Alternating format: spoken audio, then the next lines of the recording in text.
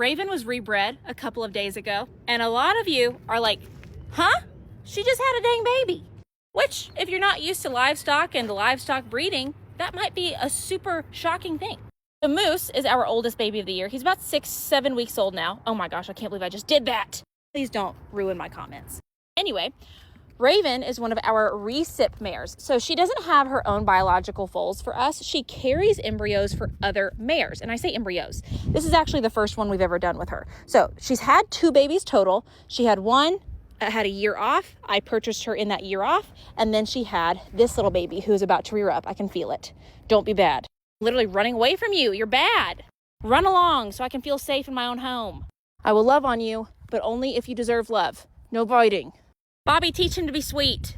Now, because Raven is a recip, we had to wait a couple of cycles after a little boy was born to put another frozen embryo into her. That's just the way it works. We don't have to get into all those specifics. Because mares, if you didn't know, yes, I have a stick in my hand to keep him at bay. They come into heat like 6 to 11 days after they foal. Sometimes in the wild, if a stallion is around, they will get bred 6 to 11 days after having baby. If we have a mare who has like a textbook foaling, everything's good, the easiest thing ever, and she's having her own babies, I've bred on foal heat before. Again, it's very on a per mare basis. What did their foaling look like? What did their body look like? You know, like what's their age? How many foals have they had in a row? All that good stuff. So we don't just breed back everything every year, no matter what. Like we go off of that mare specifically, her situation. The vet looks at her in multiple instances, and then we make a decision.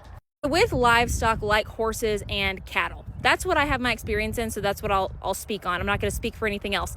But with horses and cattle, they have very long gestational periods. So for horses, for instance, it's like 11 freaking months. So if you want to have babies the next spring, you have to breed that spring. Like you have to breed a freaking year ahead of time, and you have to set them up. And sometimes it takes multiple tries, you know?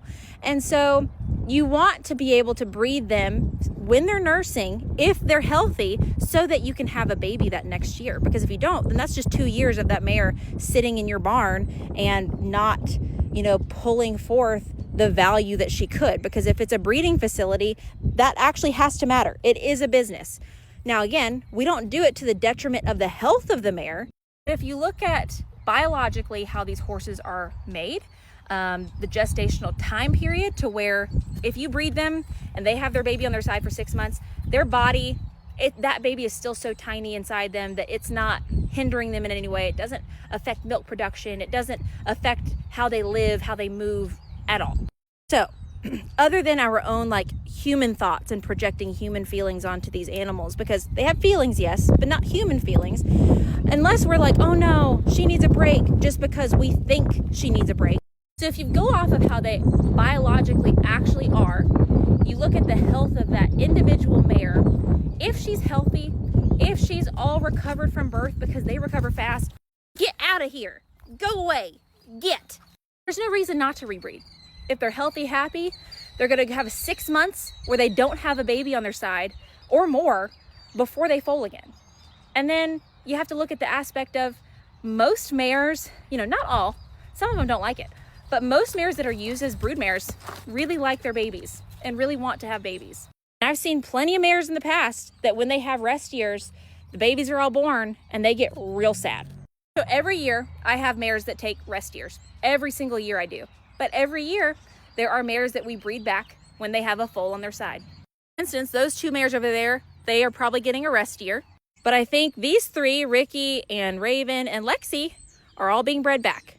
So it's a per mare basis, and if you go off of keeping your animals healthy and happy and have an experienced reproductive vet on hand to talk with, then when all the pieces fall into place correctly, it should be 0 issue rebreeding your mare. I'm forgetting some stuff, but if fellow breeders would like to comment their input and maybe put their methods in, you can always learn from somebody. You can always adjust your program. You can always evolve. I would love to hear. My ask is that we keep it nice, cordial, informational, educational more than informational. Sorry, I've been like really weird with words lately, but hope you enjoyed and let me know if you have any more questions.